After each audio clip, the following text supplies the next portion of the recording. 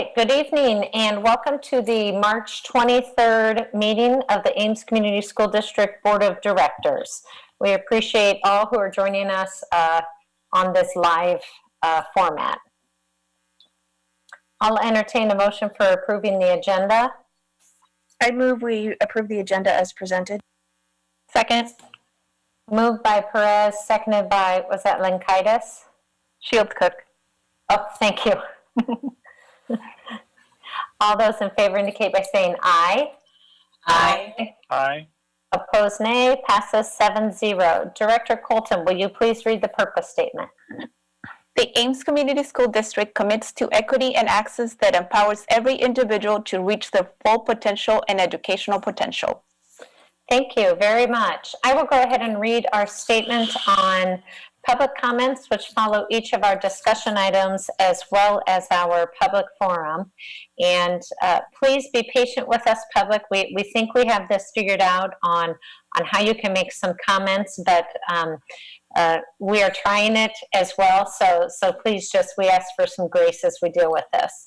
Residents of the district, students attending the district, parents or guardians of students attending the district, and district staff members may address the board about any topic relevant to the district, whether on the current agenda or not. Those who wish to speak must sign up at the beginning of the meeting or notify us on our live option here. Speaker participation is limited to 3 minutes once per item. The views and opinions of citizens addressing the board do not necessarily reflect those of the board, district administration, or staff.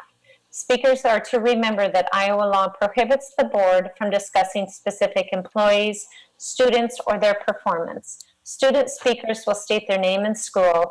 Others will state their name and address. And our first item on discussion items is board committee updates. Are there any things that board members would like to update us on their committees? The Audit and Budget Oversight Committee met on the 11th, and we talked about all of the stuff that Chris is going to go over budget-wise this evening. The Equity Committee met up. Alan, do you want to go? Go ahead, Equity. Go ahead, Monique. You can go first. The Equity Committee met on March the 12th, and we talked about what we would do with our time together as a group. We decided to prioritize understanding the role of SROs in our district. So we thought we would start by trying to be able to express a rationale for the use of SROs in our district, that we would come up with a group rationale, and then we would move to exploring what other models other school districts use for providing security or emergency response access in the schools. And so that might take us a couple of months.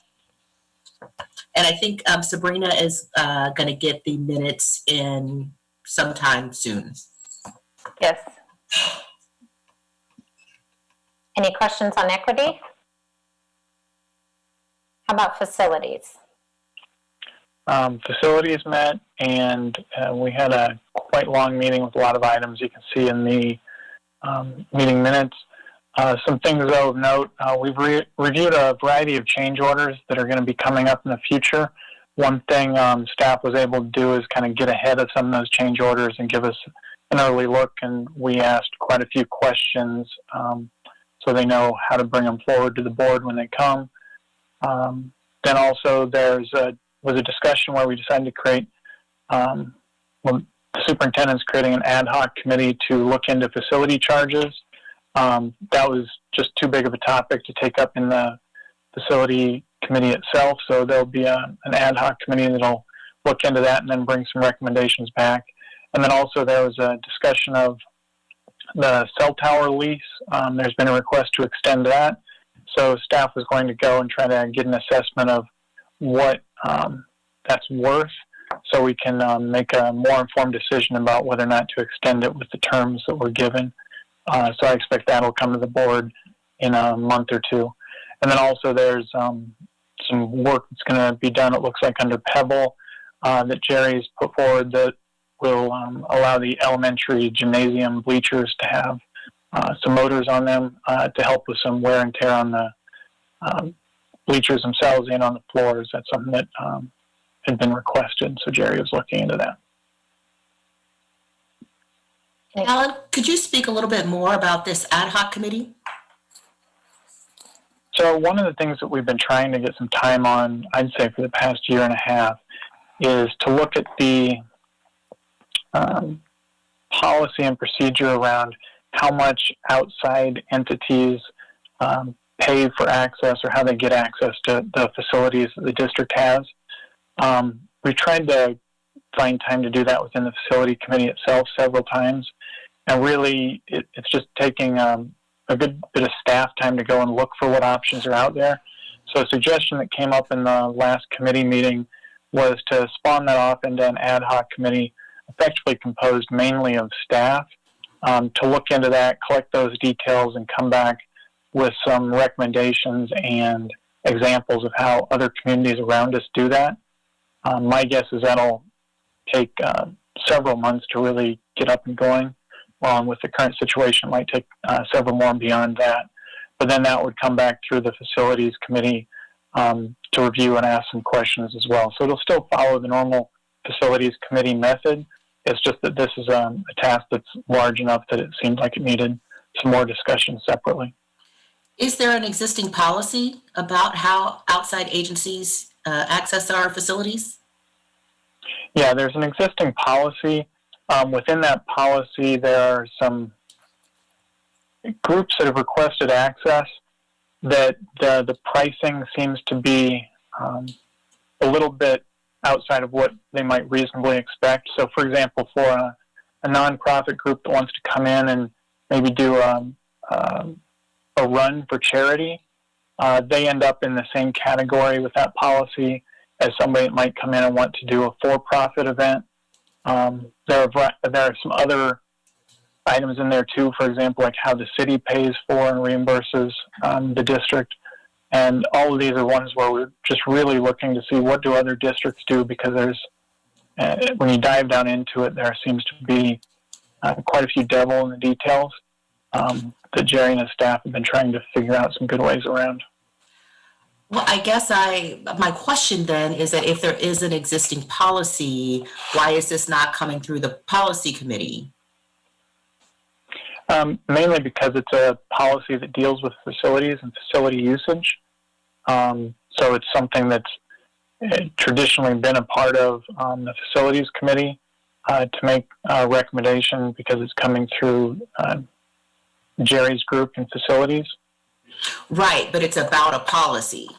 And so, maybe this is just, so I actually appreciate it because I think on the policy committee, I can't speak for the other members, but I don't necessarily know if this is something we would have time to deal with it. But I guess I just think from a procedural standpoint, it will be good to know, because if you think about it, then any committee could just start rewriting our policies outside of the policy committee. And so I think that just having some clarity on what the structure and the way we're doing this would just be really good, so that we're not all either rewriting policies without other people knowing about it, or just kind of, there's a cohesion in the policy committee.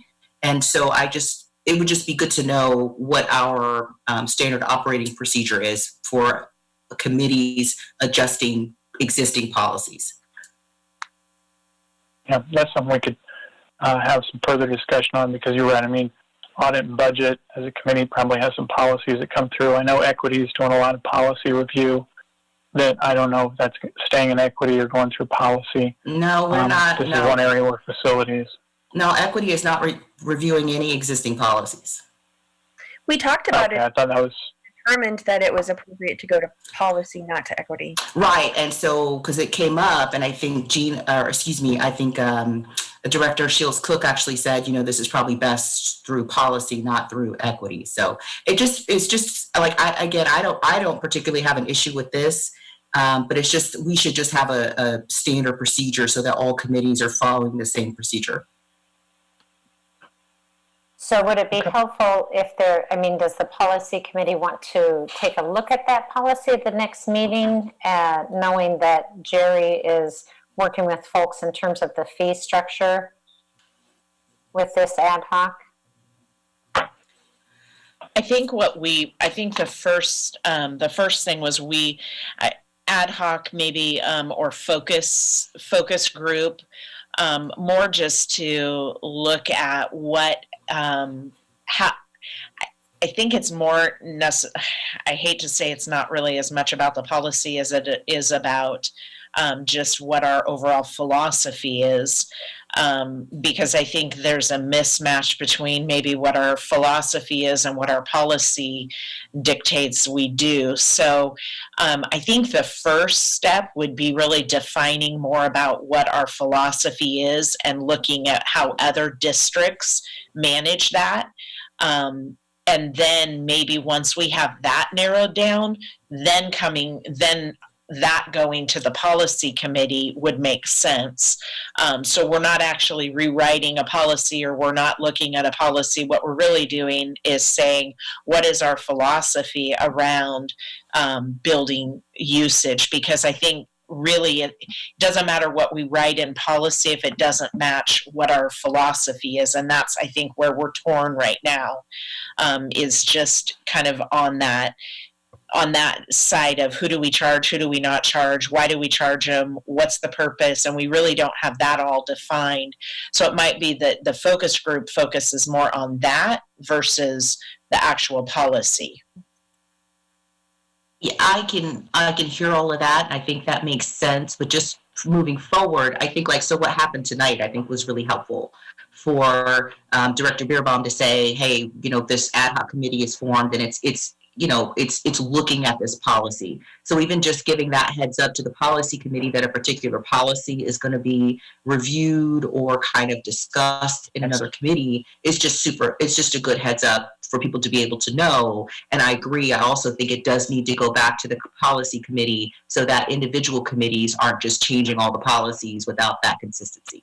For sure. Yep. Okay. Any other questions for the facilities committee or any of the other committees? Any other updates? Policy committee was scheduled to meet today, actually, and we made the decision to postpone that meeting, just given the state of everything that's going on, until we kind of get our feet under us again, and we'll schedule a new time. Actually, so I'm on that committee too. And I think one of the things we were wanting to know was just direction from board leadership. Were our committees just on pause because we're using so much district resources to do this work? Should we just kind of pause this committee work for a bit? Should we proceed? We were just kind of waiting for some guidance. How about, since I see Superintendent Reisner has that under her update, do you want to wait to talk about that then? Superintendent Reisner, you want to address that right now? We can, I just put it on there because I wasn't sure how to direct JD, because he was thinking, should I go through and cancel all those? And I said, well, let's wait until we see where we're headed. So under my update, all it says is just needing direction from the board on how to proceed. Okay. So how about, the question has been posed. So Superintendent Reisner, what do you believe would be helpful at this point for the district, given your resources are stretched thin?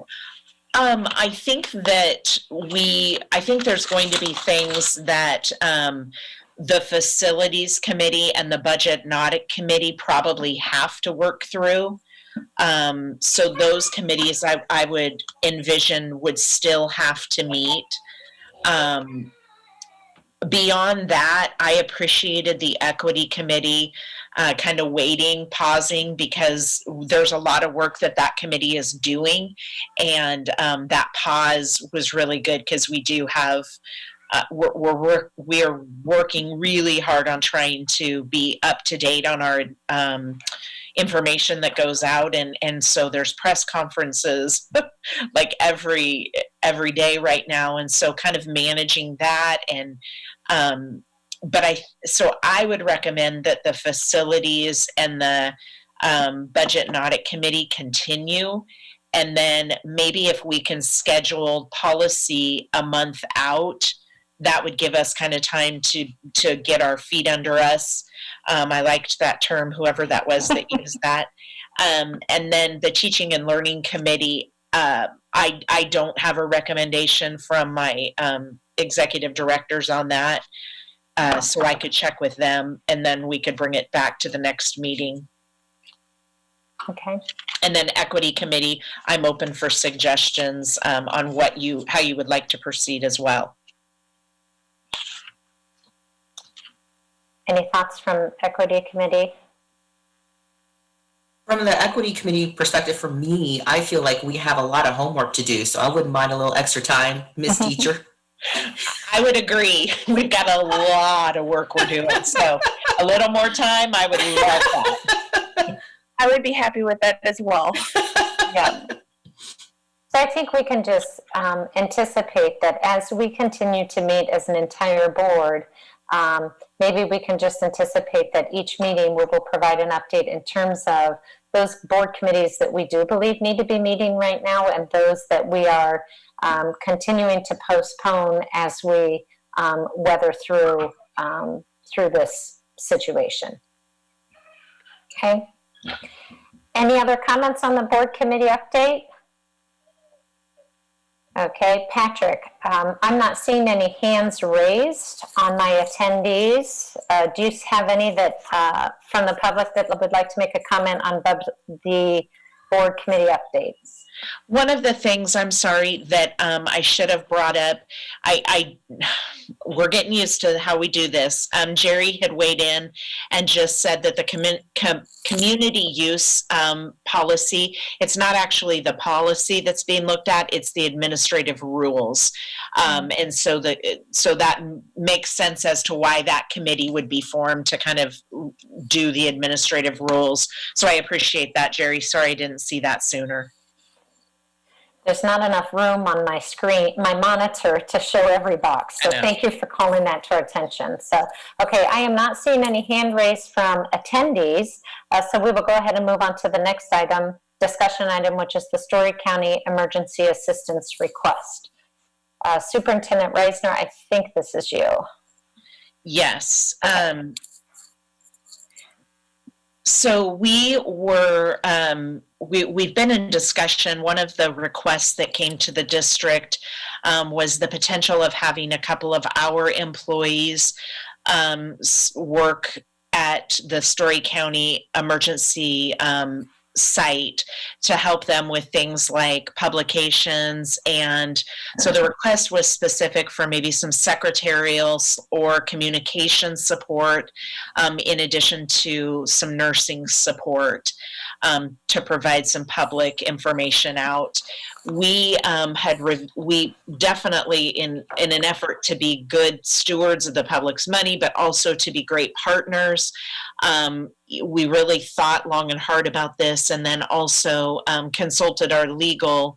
And so what you see there is, and I believe that's there. Patrick, could you click on the supporting? Thank you. So these were kind of the requests and then the concerns that went along with those requests. I know you've all had an opportunity to see this ahead of time as well. So, you know, at this time, I think the feeling of the district is we will support whatever direction the board wants to go with this, but we wanted to be very transparent that these were the concerns of legal and of the district. When we received the MOU, there was a lot of provisions in there for access of our facilities and for additional access to staff and equipment and things that we just from the attorney felt that would really be putting us in a situation where we'd be liable for a lot of those things. And if our employees were to become sick or injured, we have a liability for that. And Chris, feel free to share. Chris has had the closest contact with the attorneys on this, so she might have things to add as well. So we started out with just trying to come up with an MOU. So originally we'd put an item on because Allers also does work with Story County, and we thought we were going to have the conflict of waiver that we've done before, and we've done work with the city. Actually, I don't think, I could be wrong, but I think Allers does work for the city not They do- Story they- County. They do work for Story County as well, but Okay, the commission isn't actually part of Story County. It is a separate government. So we determined we didn't need the waiver. So the waiver came off the agenda. But then in looking at what, as Danielle was working with the commission on what they wanted in the MOU and the requests that they were making, then that's when we started looking at some of the concerns on a liability issue, especially with some of the expanded requirements under FMLA for employees that contract the COVID-19 and so forth, that we just felt the board needed to have that information in order to determine if you wanted us to proceed with drafting an MOU to bring back for consideration, or whether at this point this is not something that we're interested in pursuing further.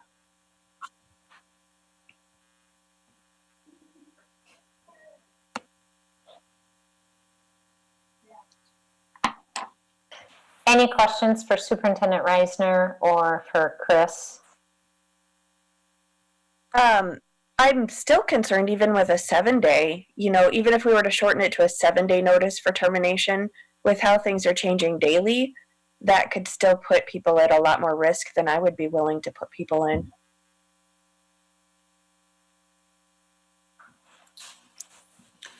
I'm curious. I'm sorry, Alan, go ahead. When I was thinking about this, I kind of split it in my head two different directions. One, and I don't know how everybody else feels, I am not comfortable at all really with the idea that the district would direct any staff to work with the emergency services. I know that a lot of our staff would be willing to volunteer maybe, but I don't think it's really part of our purview as a district to direct staff to participate in something like that, as it might have some, impacts either mentally or physically, or expose them to some risk. So when I was thinking more about the facility use, in that what I was remembering back to is, we all talked through the Story County Emergency Operations Plan back quite a while ago. We kind of all effectively agreed as a county that we try to work together whenever possible. This one, I think, just feels a lot different because, those anticipated events, more like a tornado or something where, if a tornado came through and destroyed some homes and towns or businesses, I don't think we'd have any problem with allowing the schools to be used as short-term shelter, things like that.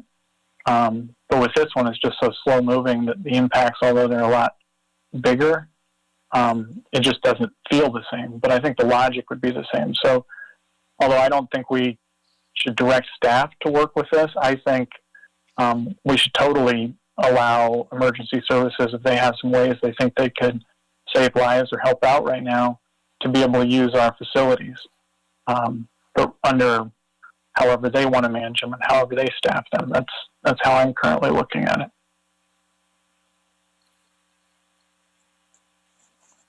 Director Bankin, were you going to say something? I had a question. I don't know if it's for Chris or for Jenny, but I'm wondering who was going to pay these employees. we were. Okay. Would it be possible, because the employees are going to be paid no matter what, right? Mm-hmm. Whether or not they work for this emergency response system or not, they're going to still be paid, right? Correct. Is it an option to allow those employees who are being paid by the district to be hired by the emergency response task force, separate and apart from their relationship with the district, if they so choose?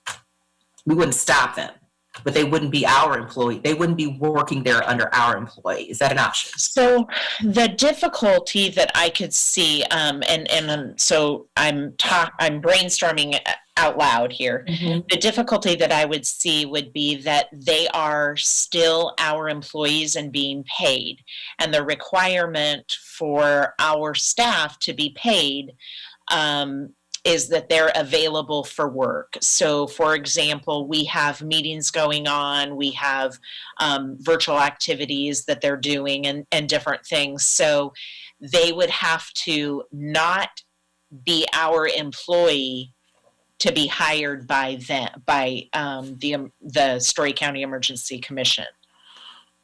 And so they're looking for nursing and clerical help, is that right?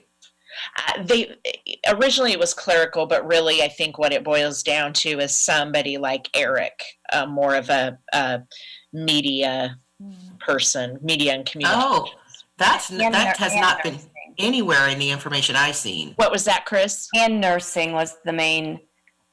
The original request I saw was for nursing to help with some of the emergency planning on the health side.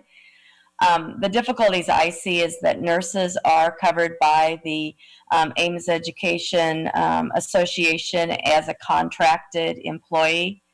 And so during normal work hours, they're contracted to work for us. And so we would, I think, for them to hire them for a contracted employee, we'd have to let them out of their contract. Yeah. So I think that would require some advice from legal counsel on how that would work when they have a continuing contract with us. Clerical or at-will employees, so I suppose we could, I wish Kristen was on as a panelist. She is. Oh, okay. Kristen, do you want to help with some of this?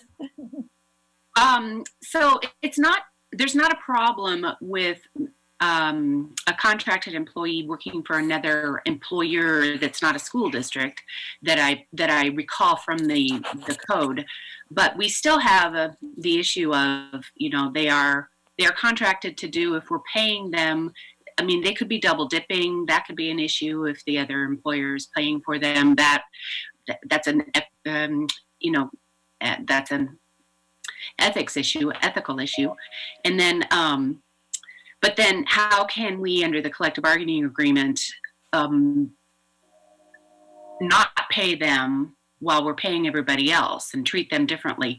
Even, there would have to be some concessions from the union, I would think, it just seems like it would raise a lot of more concerns that we would have to get answered before we could just go ahead and do it, in my opinion.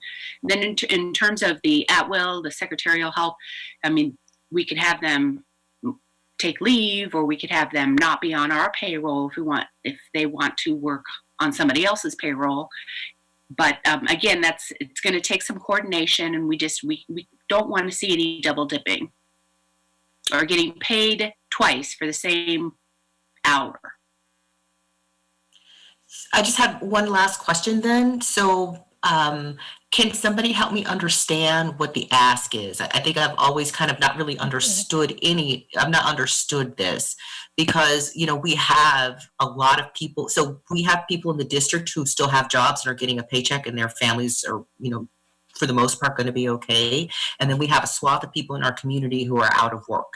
And I'm wondering, is there an opportunity to provide opportunities for work for people who actually need it? Like, why us for this piece? I'm not. I wish I could answer better. I'm not sure. Elisa, maybe you can help the ask. What came to you? I shared what came to me the following day after that ask. Do you have any other information? I don't. I have. So when Mayor Hala called me, he just mentioned this briefly, and it was something with an employee issue. So that was one of the things that I said, you have to talk to the district, because it was just hey, as they're trying to work into setting up the Story County Emergency Assistance site, they may be in this place. And I said, we've got to ask our district. We've got to start with our superintendent and go from there. So I have the original email up from Keith Morgan. The two areas that I could use assistance in right now is if you have a school nurse that would be willing to help out my staff in public health with planning and administrative duties, that would be useful. They would assist us with management of large amount of information. We are trying to organize and help develop future medical plans. The other position is public information operations, developing public messages and processes to manage information flows between stakeholders. I would like them to work in the Emergency Operations Center in Nevada, 8 to 4 on weekdays. Okay, I lied. I do have one more thing, and I'm going to mute, and I'm not going to say anything else.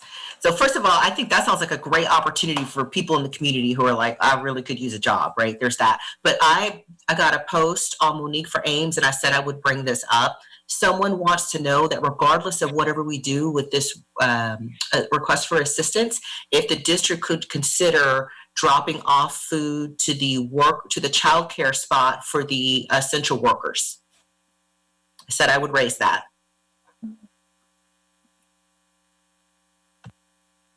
Okay, thank you. Okay. So in terms of this one, then I think what I'm hearing is there's two things, that there's the staffing question and then there's the facilities question. Is that correct?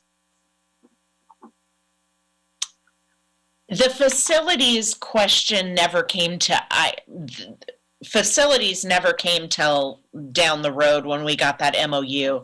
So I think the original request, Elisa, was the staffing. Okay. I don't, because in that original email that I got from Mayor Hala, I didn't see any request for facilities. Okay, So it that must might be. So it's in our quick summary then about this item. Is that where it's mentioned? Yeah. So the original request is what I read you about, the request for staffing. When Danielle was working directly with Keith Morgan to determine what would go in a possible MOU, she got the impression from him that he wanted it to be much broader so that if in the future things changed, that they could access school facilities, school equipment, school supplies, etc. And that's where she started to get nervous about the broadness of the MOU.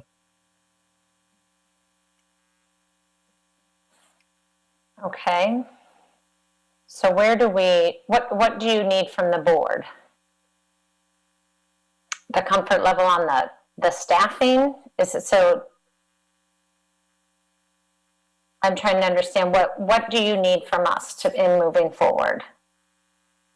I think what Chris said when she first started talking would be what we're in need of. Do you want us to move forward developing an MOU with legal and with Story County Emergency Commission?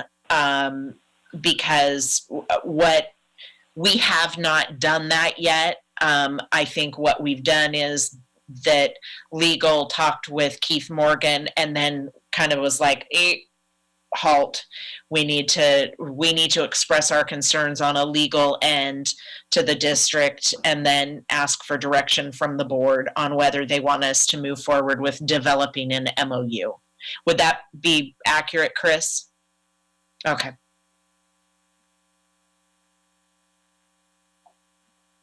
Okay. Are there any other opinions or thoughts from other board members or other questions? It sounds like there's a lot of liability here for both employees and for even if they included facilities.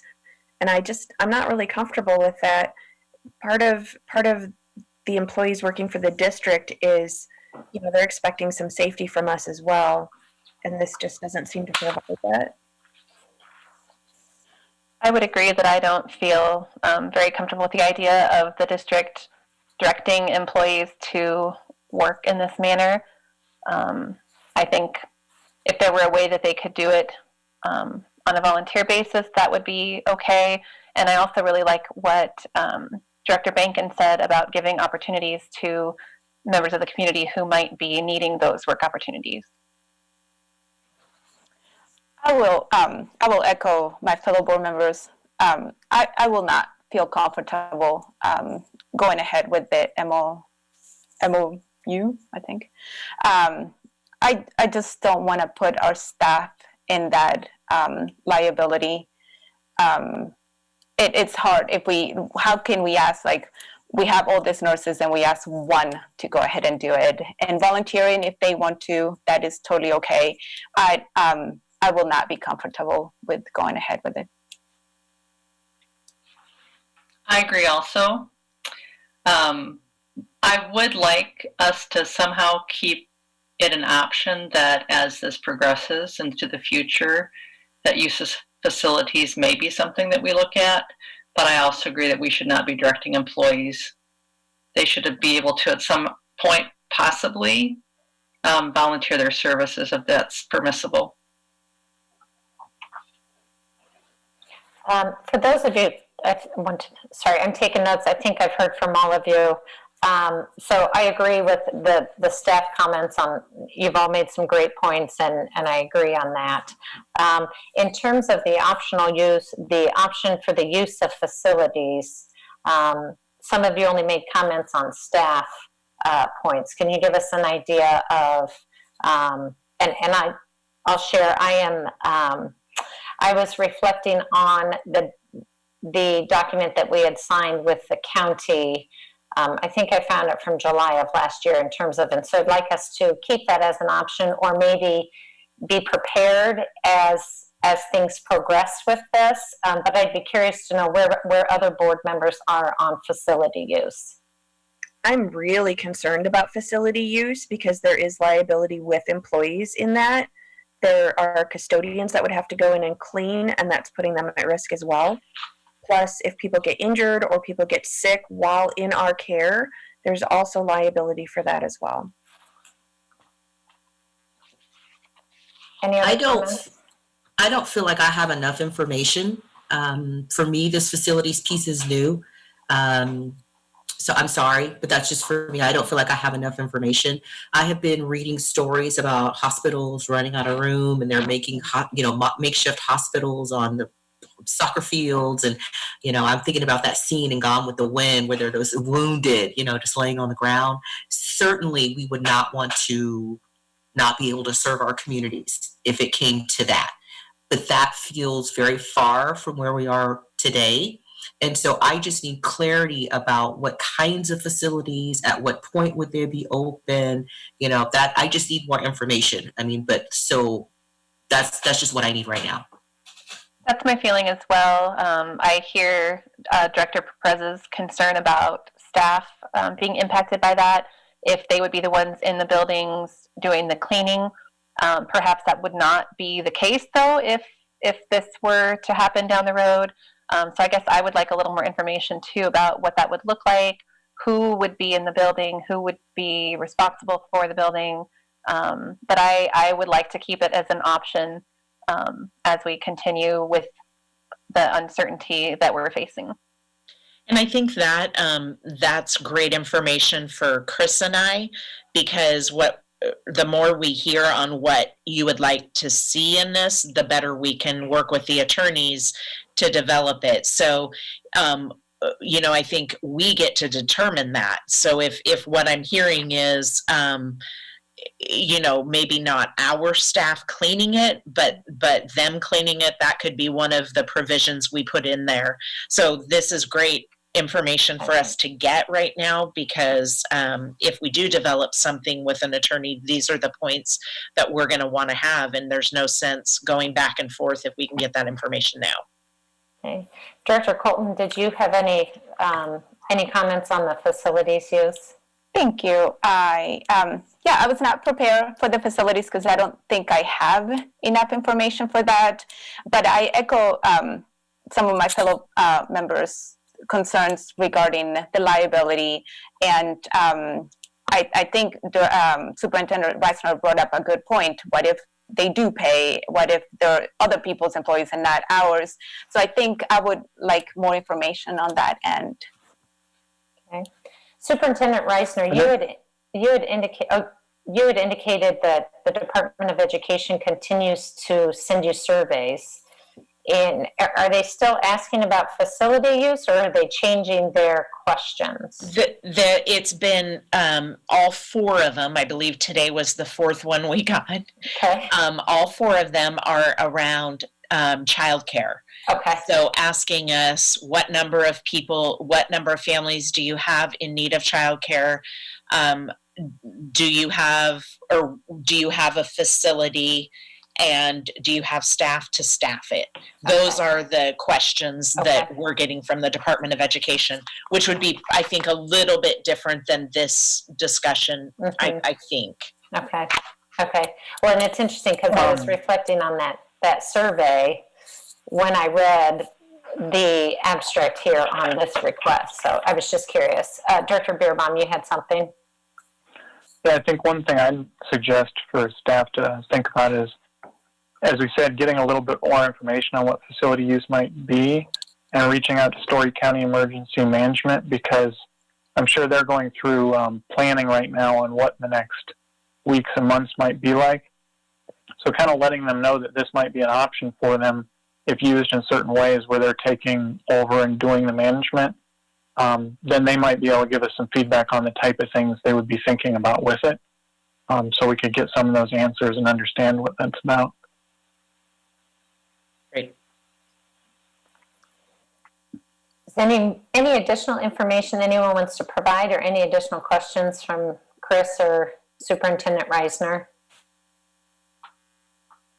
It sounds like maybe from your your comment earlier, Jenny, that maybe this was helpful for you to understand where the board is. Very helpful. Thank you. Okay. I can't just lean over and ask you that question. I have to. Nope. This is what I needed. Thank you. Okay, thank you.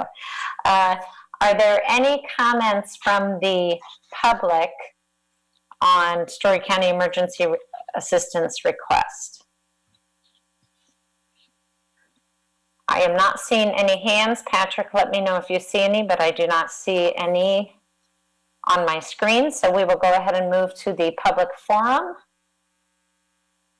And I don't believe we have a capacity for signing up. So if any members of the community would like to make a comment, raise your hand on the screen, please.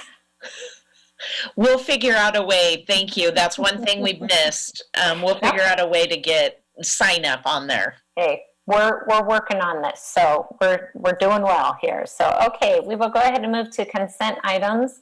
I'll entertain a motion. I move we approve the consent items. Second. A second. Moved by Perez. I think Colton seconded it first. And Patrick, could you pull up the gifts to the district? So the gifts to the district: Lutheran Church of Hope and Susan Boakhaven, BPO.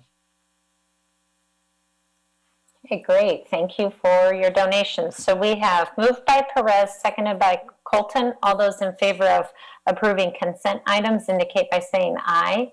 Aye. Aye. Opposed, nay. Passes 7-0. And we'll move on to action items. I'll entertain a motion on the first item. I move the board adopt the pandemic response and emergency suspension of policy resolution. Second. It's been moved by Beerbaum, seconded by Lenkaitis. Discussion. I don't know if you need. I don't know if you need anything further than what's on that resolution, but basically, it's an attempt, I think, to put us in a position that the governor is putting schools in a position that they're able to make decisions and perform operations in a timely and efficient manner, I think would be really the summary of it. With the closure for 4 weeks, then if you go through it, just gives kind of an outline of what those provisions are and how it helps districts move efficiently through the processes. Mm-hmm. And I really appreciate that IESB reviewed it, so through their lens, they are able to give school boards across the state some advice on these things. I look at it as similarly to our policy subscription that we have with them, that they're providing us their advice. So certainly appreciate that. So any other questions? Has there been any? Oh, go ahead. Yeah, has there been any feedback from the Department of Education, Superintendent Reisner, on if this gets extended further, what type of warning they'd give, like how many weeks out they'd know? I know a lot of the community members were concerned when they had about a week notice when the governor did this before. Yeah. Is that still what they'd be looking at, or do you know? We don't know. What I keep thinking is prepare for the worst, meaning we would get the notice late as we did before. You know, there was rumor of it coming, but it never did. And then it was like Sunday night at 8 o'clock or whatever it was, we got the notice. So we have not, the superintendents, we have not heard anything on what that timeline would look like. Our hope would be that it would be much, much sooner. What I will say is that our staff is working really hard on making sure if that comes, we're prepared. And so we have those plans in place, and we keep working through them and dealing with the current situation, but planning for what if this was to be extended. So we're working through that now, and hopefully we'd get the notice earlier to be able to provide that to the public, but we haven't heard anything. Any other comments or questions about the resolution? Okay, so this is a roll call vote, so I'm not quite sure. Chris, do you want to call roll call? Thank you. It's a good idea. Mr. Franson.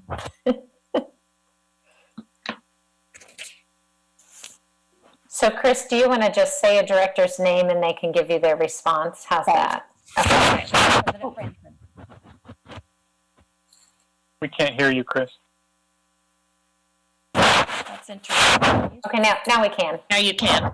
Yep. President Franson. Aye. Director Shields Cook. Aye. Director Colton. Aye. Director Beerbaum. Aye. Director Linkadis. Aye. Director Bankin. Aye. Passes. Did you get everybody? Did you say Perez? I'm sorry, I did not. Director Perez. I was going down the line. Aye. There she is. Okay, passes 7-0. Thank you. Next item, continuation of pay to Durham during COVID-19 school closure. I'll entertain a motion. I move the board. Go ahead, Gina. Go ahead. I move the board authorize the payment of Durham school services for the cost of operations during the school closure due to the COVID-19 pandemic. Second. Moved by Perez, seconded by Bankin. Discussion. Chris, do you want to give a little idea of what I know it is on the screen, but. Oh, obviously, just as when we had our emergency meeting last week, we're in unprecedented times. And I know that the other schools that are outsourced have had this request from their bus companies too. But Durham is very concerned that if their payments from us cease and they have to lay off all of their bus drivers, that they will not get those bus drivers back. And if we should go back to school on the 13th or whatever the date is that the end date is at this point, and they don't have bus drivers, we're going to be in a world of hurt to be able to get bus service back up and going. If worst case scenario and we're not back at school by then, and Durham would go out of business because all over the country schools are closed, we can't mobilize and have either a different transportation company up or our own transportation service up by fall. So they have asked us to continue our payments to them. It's approximately $16,000 a day.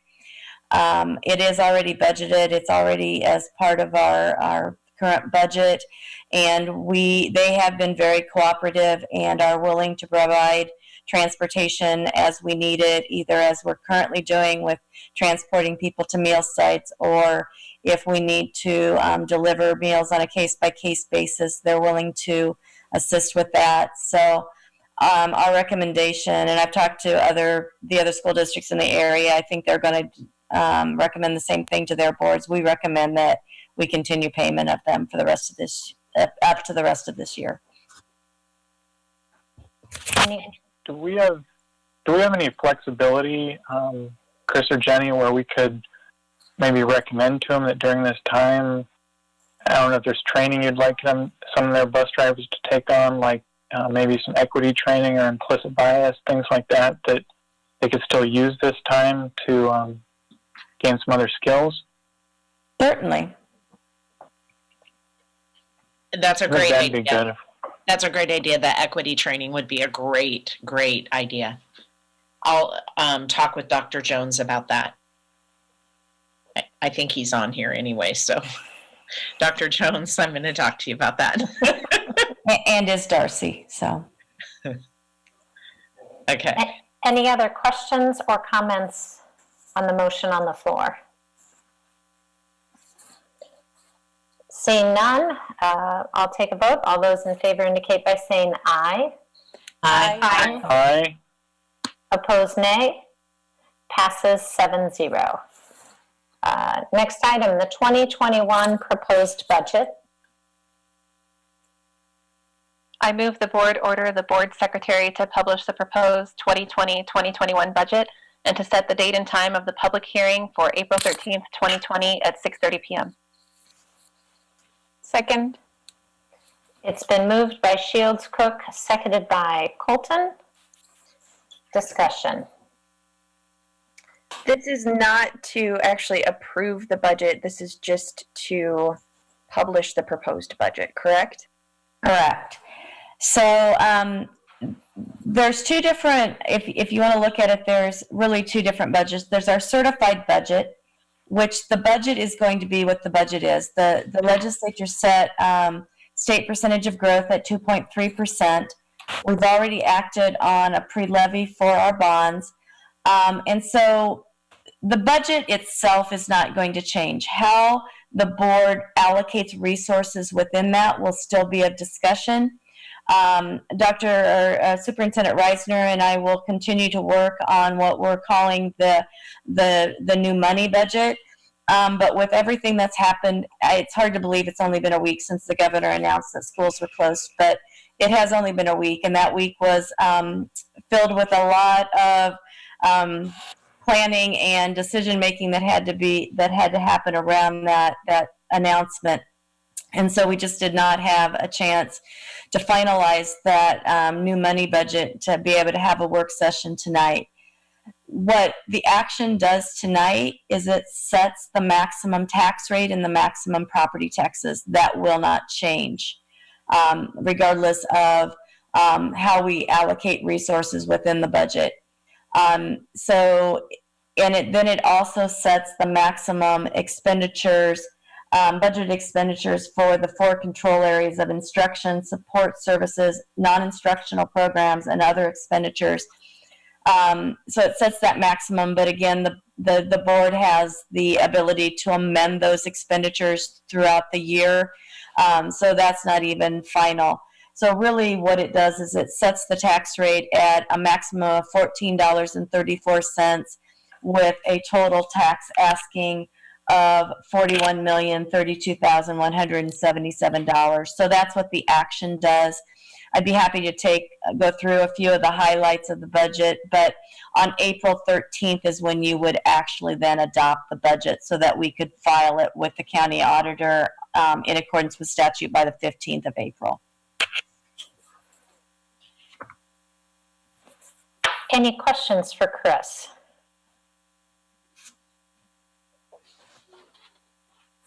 Seeing none, we have a motion on the table. All those in favor indicate by saying aye.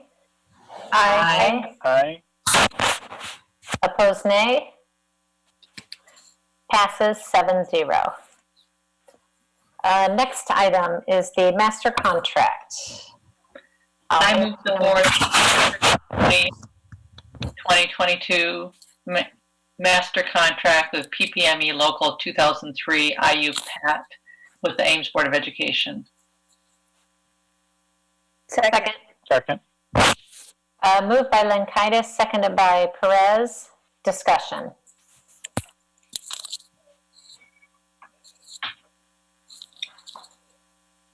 Seeing none, all those in favor indicate by saying aye. Aye. Aye. Opposed, nay. Passes 7-0. Items from the board.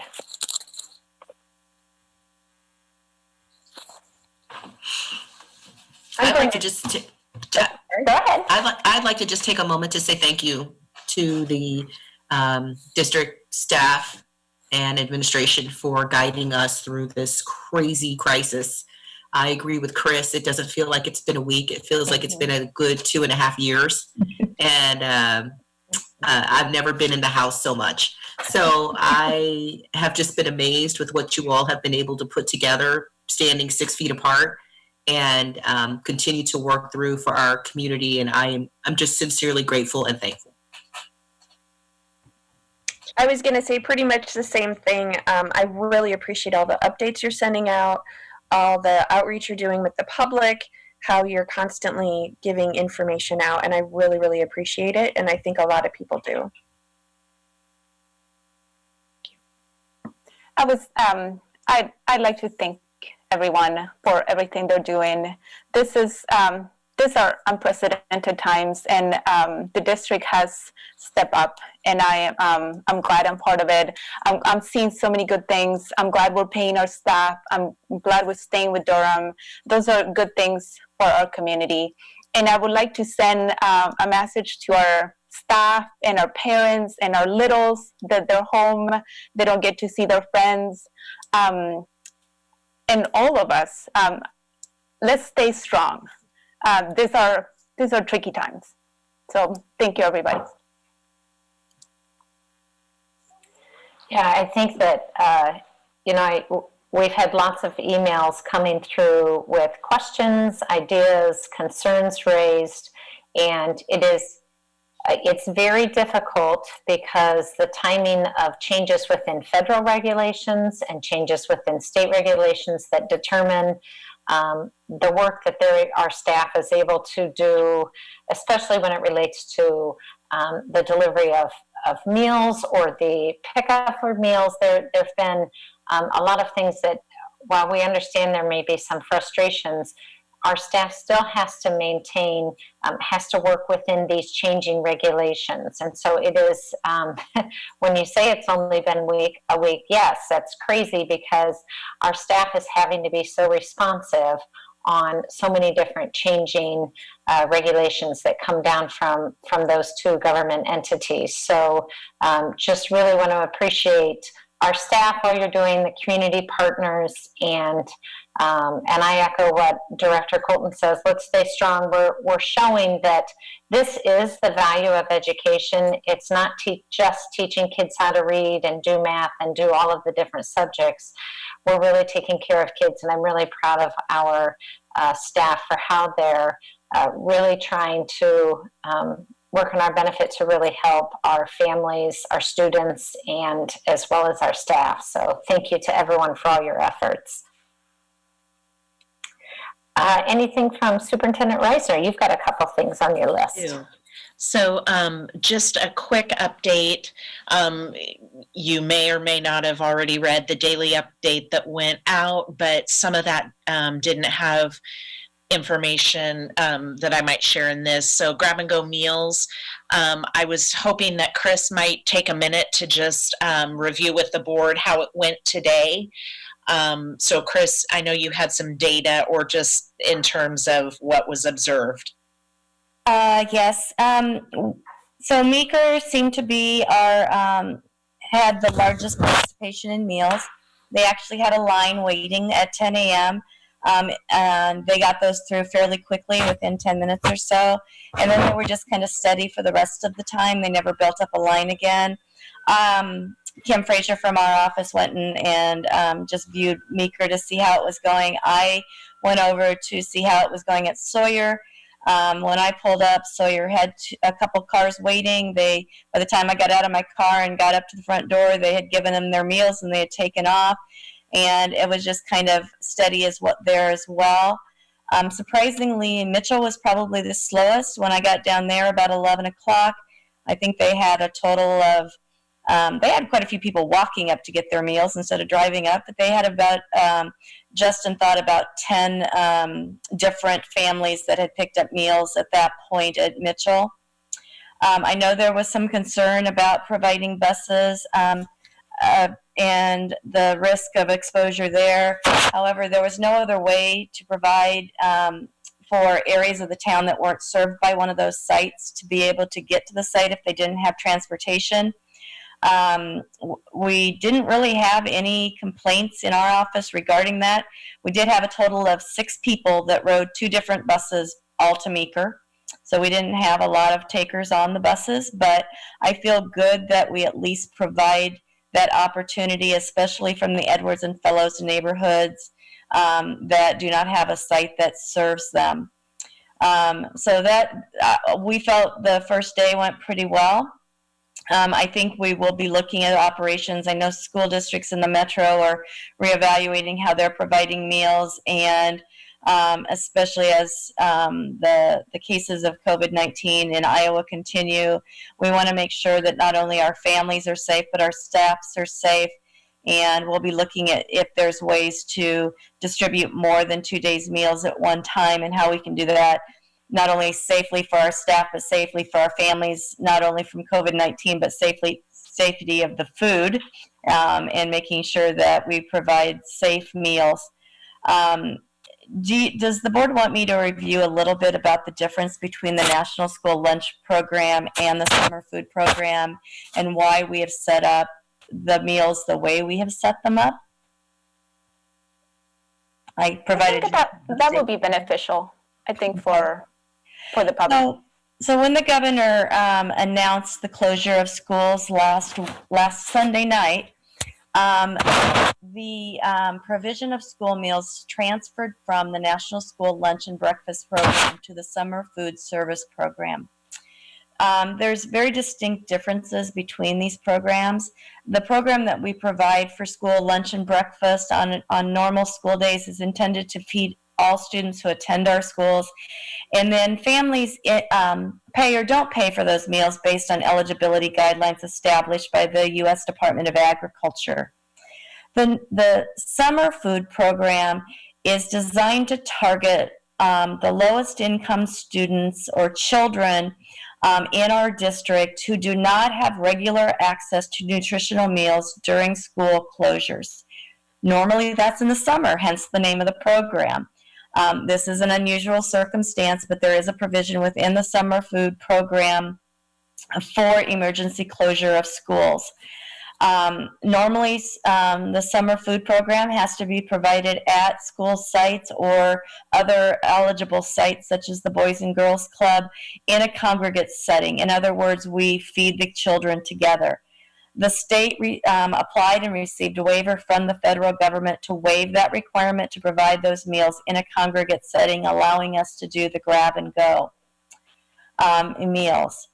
In order to qualify to be a site, the building must have 50% of its enrollment eligible for free and reduced meals. None of our buildings qualify based on this measurement. We don't have any buildings in our district that are more than 50% free and reduced based on our enrollment. If a site doesn't qualify that, it can qualify if the site itself, the building itself, physically is located within a census tract that has been determined to meet the 50% free and reduced eligibility as determined by the federal government. The federal government determines those census tracts, is what I'm trying to say. In our district, only Meeker and Sawyer physically are located in eligible census tracts. That's why we have provided the Summer Food Program and had summer school in those 2 buildings the last couple years, because they qualify as open sites. Mitchell sits at 42.4% free and reduced, and physically sits just outside of an eligible census tract. A large part of its attendance area is in an eligible census tract. We reviewed all that data with the Department of Education and asked them to consider Mitchell as an open site, and they granted that to us last week. So we are able to provide meals out of Mitchell. Why you want to have an open site is that with an open site under the summer food service program is then any child who comes to that site age 1 to 18 can receive meals for free. There's no paperwork to fill out. There's no application to file. Every child, regardless of resident, regardless of what school or school district they attend, if they come to that site, can get meals for free. And so that is the programs that we're offering at those 3 buildings. The other buildings in our district do not qualify, and we did ask about the other 2 elementaries, and the state was not willing to give us access to those because they do not meet the requirements of the program. And that is why we did go ahead and set up transportation in case there were families that had absolutely no transportation to get, say, from the Edwards neighborhood to Sawyer or to Mitchell, or from Fellows to get to Sawyer or to Meeker. That pretty much covers how the program works. I'd be happy to answer any questions the board might have.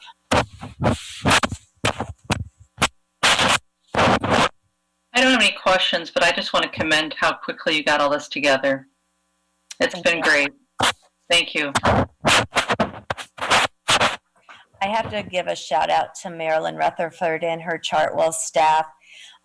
They immediately got on this. They mobilized. They looking at what they had to do on Friday to get those meals sacked and ready to go. It was amazing. So they really deserve the credit. Yeah. I second that. So Any other items, Jenny? Go ahead. Yep. So the next item, student resources for engagement activities. So while the Department of Education is not really allowing us to do online education, what we can do is provide optional activities for students. So today, I believe tonight or earlier today, the elementary resources went out for parents, and there's a great website that the link for that went out, and it provides excellent engagement activities for our elementary students, and then our secondary students. I believe Wednesday those items will be going out for our middle and secondary students. And again, engagement activities. Just to be clear, we're not allowed by the Department of Education at this time to provide the online education for students in place of their normal in the building education, because of the difficulty to provide free and appropriate public education for all of our students. We would not be able to meet the requirements for students on IEPs. I do anticipate that if this closure goes for a long period of time, that the state may reevaluate that and look at ways that we would be able to provide the free and appropriate public education for all of our students, including our students on IEPs or individualized plans. So I don't think that's a done deal. I think it's at this time, that's what is in place. But I think as we go forward, that could change if the outlook of our closure becomes longer. In that event, we are working on preparing for what that would look like to transition over to online education for our students. And so if that time comes and we need to do that, we would be prepared. Any questions around that? I do. I'm not going to get into the equity piece. You know where I stand. I guess what I'm more interested in is kind of if you could just speak a little bit about the plans. I guess because people are wondering, the kids are either going to come back, get caught up. Are we going to flip? This is the summer and then they'll go to summer school. Are they all just going to start the year behind and get caught up? Can you just give us some sense of what the plan is? Sure. Couple plans. So first of all, we have talked as a superintendent's group and looked at what it would look like if this period of time, if we're out for a longer period, depending on the length of it, if that then would become more like a summer break. And then when we start back, that would be the start of a new year. So there's pros and cons. There's lots and lots and lots that would have to be worked through and thought through on how to make that happen. It's one of the items that's out there and being discussed as leaders of districts across the state. In no way has there been a decision made about that, or is there even we're leaning toward that. It's been thrown out on the table, and we've been brainstorming around pros and cons, and that's about it. The other option, of course, is for us to move to online education, and we would do that through with the support of the Department of Education. So they would look at how they would help us, along with our area associations, education associations, serve the needs of special education students. Darcy, do you want to add anything in there for that? I know I see Darcy on here. You do. I had to figure out how to unmute. Yep. We're going to be meeting this week on Wednesday, and we have been looking and problem solving around, curriculum needs and how we can find modified programming through curriculum, but we're also wanting to figure out how we can possibly work with individual special ed teachers to provide for their students. And we are meeting tomorrow and Wednesday. So I know, the area education agency is definitely working hard on how to make that happen in the event that we do transition over to online education. So from a district standpoint, what we're looking at are different ways that we would do that. For example, there are many, many, many programs out there that are kind of the platform that can allow us to do that. Some of them are, they're guided by a certificated teacher, so our teachers would provide assignments that go into those platforms. They would also do mini lessons that go into those. Other platforms have more structure in terms of the actual company and how the lessons are delivered.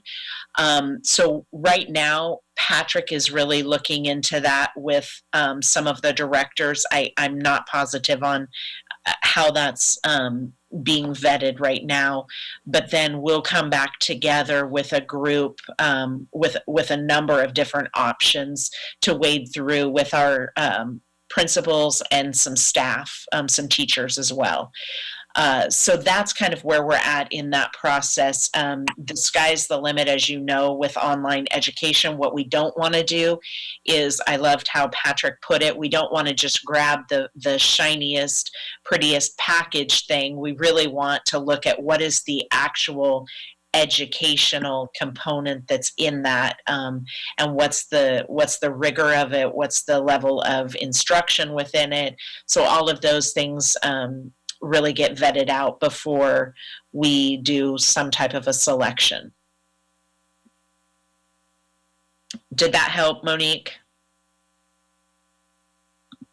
Any more questions on the student resources for engagement activities? I guess I'll let you just keep making your report. How's that? Okay. So just communication from the district. I just remind the public, we are putting that information out on a daily basis, and that'll kind of lead right into the next item, or I'm sorry, nope, it's not the next item. That communication from the district, I cannot say enough about my directors and principals for their level of commitment and just their willingness to meet. We meet twice a day. The principals meet once a day with us, and then the directors are meeting with the principals and by themselves or with me.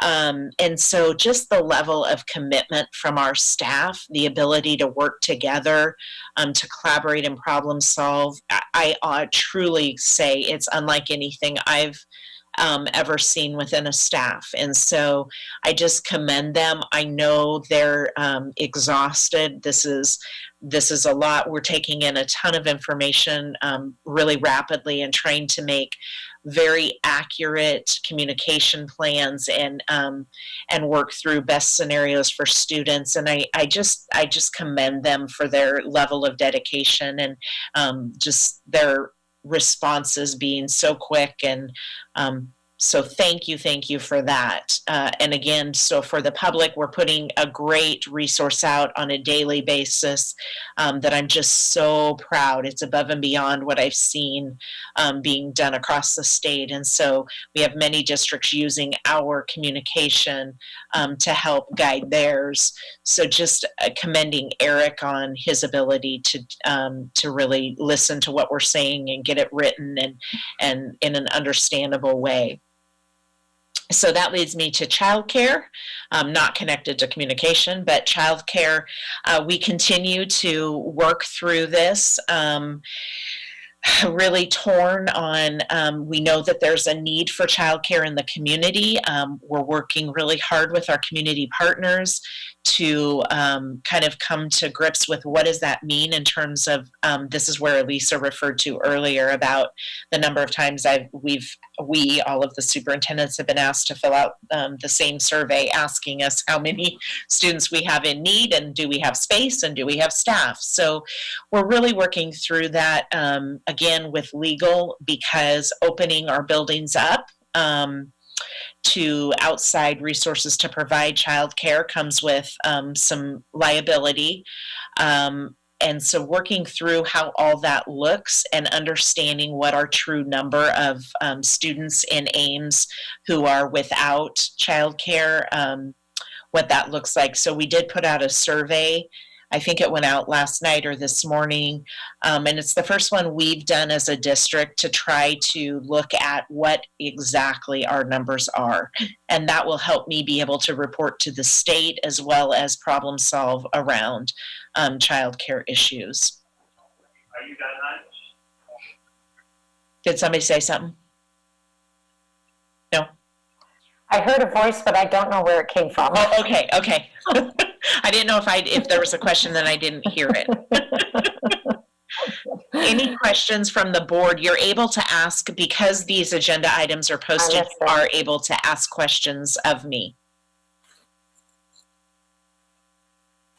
Any questions? I have one quick question. So I was listening to the governor's press conference last night, and she mentioned this child care and that there are quite a few districts around the state who are providing child care. Yeah, I don't know where she's getting her data from, just because we have a spreadsheet that we are keeping as a Heartland AEA. So it has all the metro, and then it really has tons from across the state. And one of the columns is childcare. And so not sure where she's getting her information from, but what I could do for the board is list all of the districts that have reported and who's doing childcare and who isn't, just so you have that information, because I watched that as well and heard that.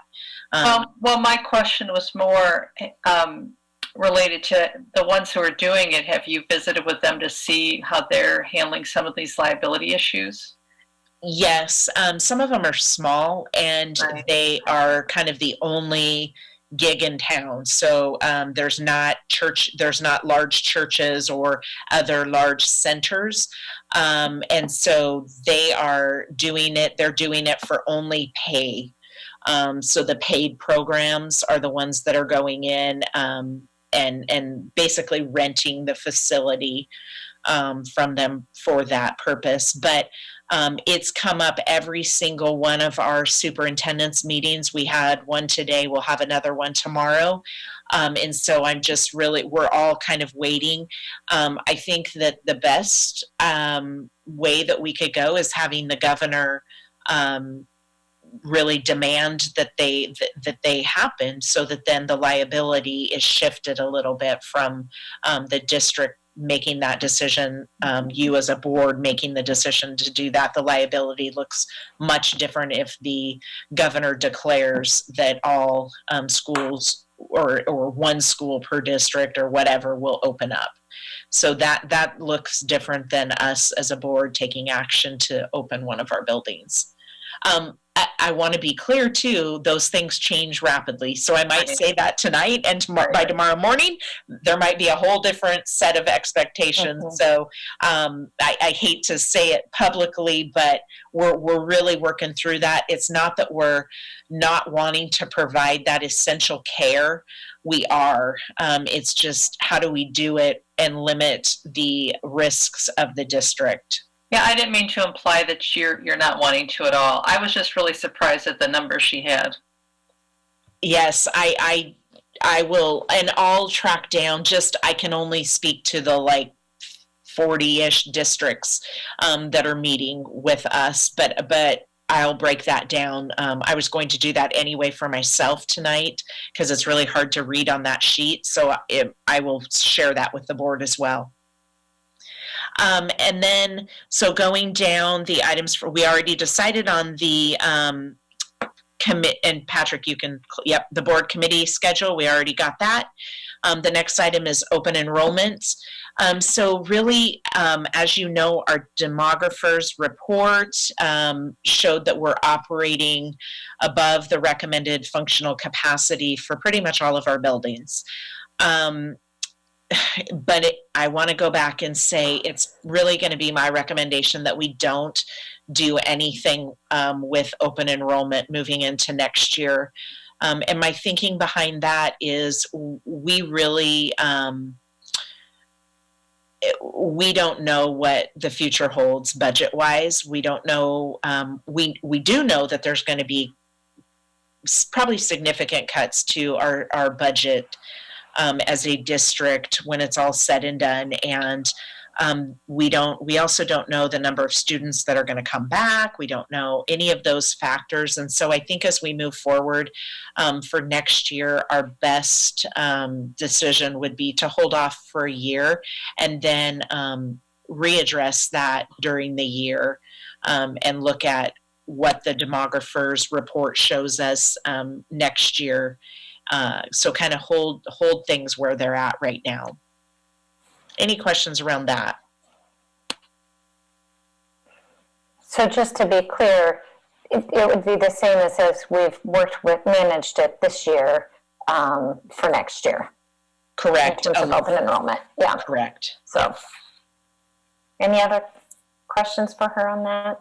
I'm sorry, this is your report. I keep thinking these are agenda items, so I have to ask for questions. I know. I think it's because the way they're listed, that's new to us, but it is confusing. I know. It's confusing to me too. Keep going. And then I already did the thank you. Just thank you to our staff and our community partners. The one thing I didn't mention probably is just the amazing community partners we have, and we're all on speed dial right now, and just a thank you to them. They work really hard to ensure that the needs of the community are being met, and I really appreciate their efforts.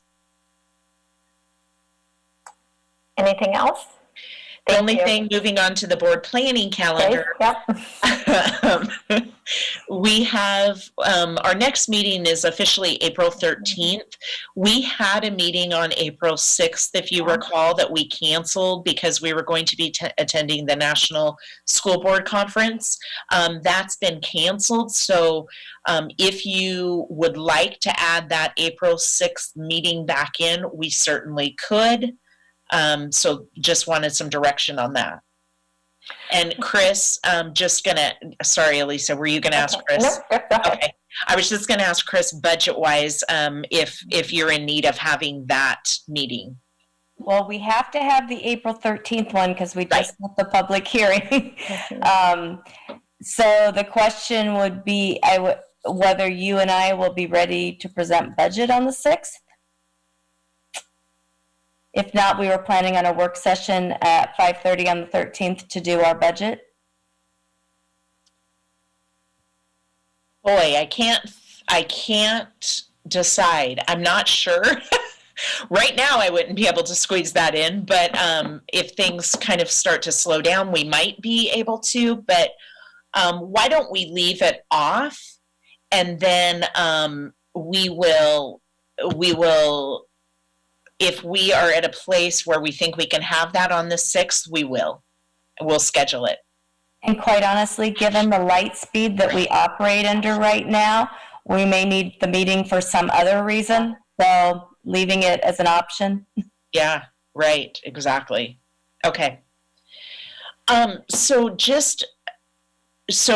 we're gonna not schedule it, or we are, Chris? Is that what? Oh, I would say don't schedule it, Yeah. but understand that the way our lives are operating right now, that there may be a need to have a meeting that night if something happens with this pandemic that we have to address.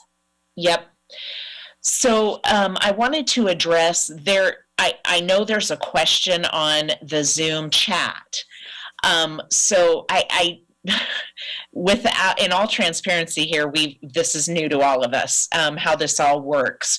So one of the things that we still have to make sure that we only answer questions within that designated structure of our board meeting.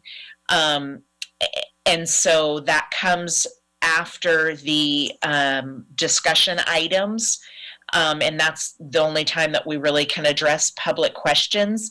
So this person that asked a question, I would love to follow up with you. And so okay, wait, I might be able to just click on you.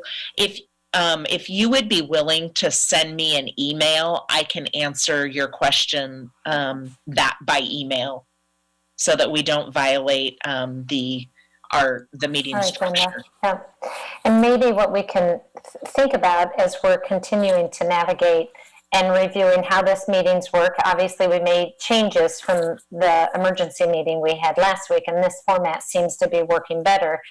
This is an opportunity that we can also take a look at ways that we let our public know in terms of what this is going to look like as we proceed, not knowing how many more we'll have to have in this format. So yeah, exactly. Yeah. So how we can structure that so that the discussion items, people can comment under discussion items. One of the options that I just put out there is having those come ahead of time. I know that's what many of the Story County districts are doing. I'm not necessarily in great favor of that, just because people don't have an opportunity to hear what we talk about and then ask a question. But we can try to figure out how to make it very clear that this is how the rules work, that you can only ask questions here and during the public forum piece. But since it was asked in a public forum, could we have this response be public? Could it be part of if it's a question one person has, it's one many have, could it be part of the update that is sent out perhaps tomorrow? Just to make sure everybody has the information. You bet. Absolutely. Thank you for that suggestion. That's a great idea. And then that person doesn't even need to email me. I can just put that on on tomorrow's daily update. Great idea. And as we're getting used to this, I forgot to ask a question on the thank you to staff thing. I don't know how many people saw, but you might want to comment on, Jenny, because I was so happy to see staff had done it. The announcement of the new Sawyer principal. Oh, yes. The fact staff was doing that while all this was going on. Oh, thank you for that. I'm sorry about that. I should have said that. Yes, Sawyer, we hired a new principal, Denise Colvin. She comes to us. If those of you that remember in the public and on the board, she interviewed with us for the high school principal position as well, and was one of the 3 finalists. Went through a really rigorous process, both for Sawyer and for that high school position. So she's excited to join our team. We're excited to have her. She will be a phenomenal addition. So thank you, Alan, for reminding me of that. So our next scheduled meeting is April 13th, but given that that is 3 weeks away, we want the public to know that we will be making sure to get out a public notice, obviously, and following our open meetings law, but just in case we do need to reconvene prior to the 13th. And I'll entertain a motion to adjourn. So moved. Second. Moved by Beerbaum, seconded by Benkin. All those in favor indicate by saying aye. Aye. Aye. Aye. Opposed, nay. Passes 7-0. Thank you, everyone. Thank you. you. Appreciate it. Thank you. Bye, everybody. Bye. Have a good day.